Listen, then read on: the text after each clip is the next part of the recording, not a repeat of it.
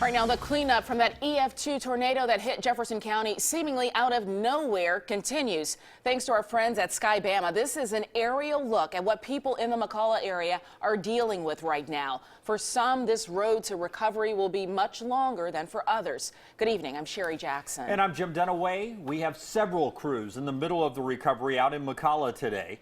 They'll be bringing you team coverage of the cleanup and reaction from people impacted by the storm. We began with CBS 42 News reporter Lee Garner. Lee, you talked to meteorologists with the National Weather Service today. Did they tell you why there wasn't much of a warning issued before that tornado struck? Yeah, Jim, meteorologists with the National Weather Service are calling what happened out here last night a wake-up call. I'm going to step out of the way now so that you guys can get a look at a little bit of this damage. This is what 125-mile-per-hour winds can do, and we're just getting into March. The National Weather Service is warning when it comes to severe weather season, we have a long way to go. Yeah, it's Wednesday, isn't it? 10 o'clock. Ben Allison was just starting to look at the damage from Tuesday's storm when Tornado siren check. He didn't hear that siren Tuesday night until he went to close his front door. After the damage had been done. The EF2 tornado lifted his roof and made his backyard look frosted by insulation. He didn't even have time to grab the family dog before racing to his safe place.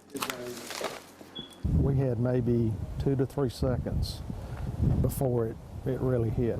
The National Weather Service is in Bent Brook surveying damage and explaining to residents why it seemed like they had hardly any warning. Literally, the storms exploded, and this produced a very quick spin up. So probably there was not more than a couple minutes of lead time from the time it was about to touch down to when we issued the warning. Despite being caught off guard, Allison knew how to respond after the storm passed. I'm a retired battalion chief from Hoover Fire Department. He checked on neighbors and secured his home. He's gotten a lot of training for this kind of thing, but Gives me a new perspective now. Anytime there is a severe thunderstorm, I wished we'd have had a little more time to prepare a little bit more, but if you think about it, the storm has got to start somewhere, and apparently it picked this area to start.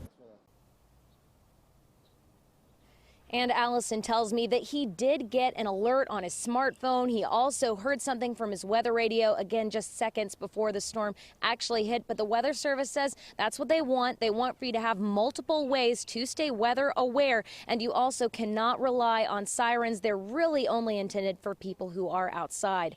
We're live in McCalla. Lee Garner, CBS 42 News.